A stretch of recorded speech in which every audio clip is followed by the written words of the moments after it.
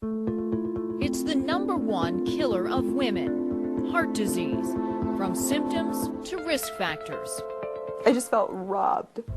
To the faces behind the Go Red movement, a Fox 9 special dedicated to keeping you heart healthy. Coming to you in high definition, this is Fox 9 News at 9.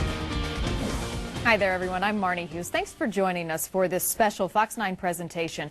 February is American Heart Month, and during the next half hour, you're going to learn more about the nation's #1 killer, heart disease, specifically how it affects women. Heart disease kills 1 woman every minute in the U.S. That's more than 450,000 nationwide each year. In fact, more women die from cardiovascular disease than from the 5 leading causes of death combined, including all forms of cancer. In Minnesota, heart disease and strokes account for 27% of all female deaths. That's about 14 women every day in our state alone. These statistics have faces, and there's no better way to raise awareness than to show you the people affected by heart disease. The person you're about to meet is proof cardiovascular disease can strike anyone at any age. Homework at the dinner table is pretty typical for any teen, but Marissa Sundell is anything but typical. This 16-year-old is living with someone else's heart. I didn't feel like it was real until you actually get wheeled down into the operating room. But I remember that I was really nervous and I didn't want to go through with it. Marissa was just 10 when an X-ray revealed she had an enlarged heart.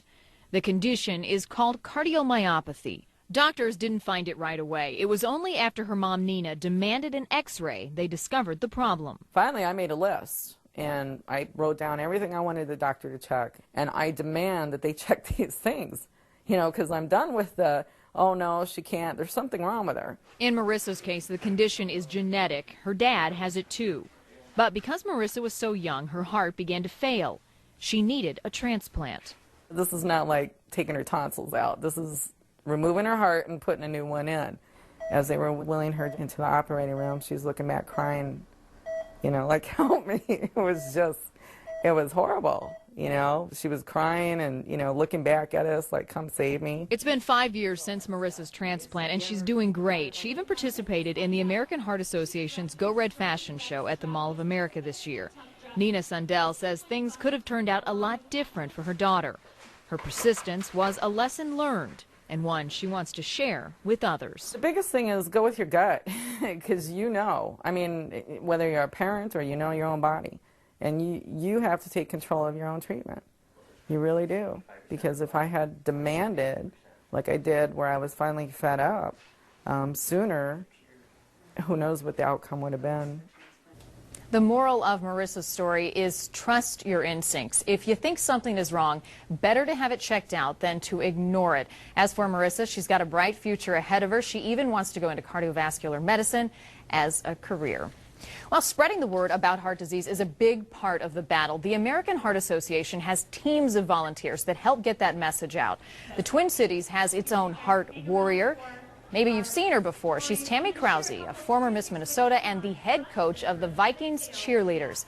She recently hosted the annual Go Red fashion show at the Mall of America, and she wants people to know in many cases heart disease is preventable. A lot of times with accidents, we can't plan that. We can't prevent that. With cancers, we're not necessarily sure what's causing someone to get cancer, but we know what's causing heart disease in most cases, and it's preventable. So we're losing people, especially women, that we don't need to. There's 460,000 women a year that die in our country from cardiovascular disease, and that means that basically 1 woman every minute is dying from heart disease. In Minnesota, 14 women die every day from heart disease, and the thing that just keeps coming back to me that makes an impact is that it's mainly preventable. For many years was a stereotypical man's disease. You heard about the left arm and the shooting pain and the heart attack, and I think women just aren't aware of some of the symptoms. And then when I go into the schools and speak to young classrooms, I make them raise their hand and promise they will never, ever smoke, because if they don't start, then it won't be a problem.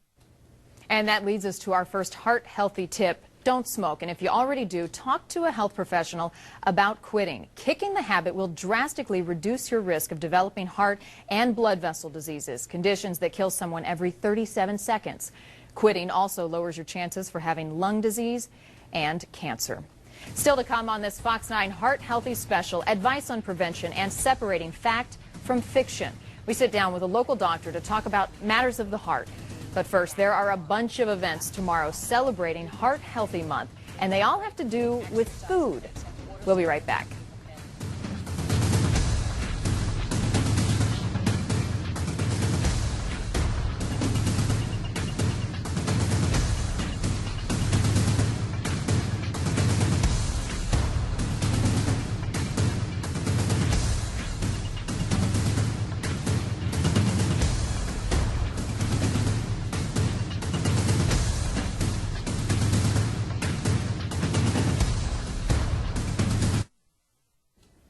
If you've noticed a lot of people wearing red lately, you're not seeing things. The Go Red campaign, the dress right there is the symbol, has taken off in recent years. Last Friday was National Go Red Day, but we encourage you to add red to your wardrobe all month, spread the word about heart disease, and get people talking about reducing their risks.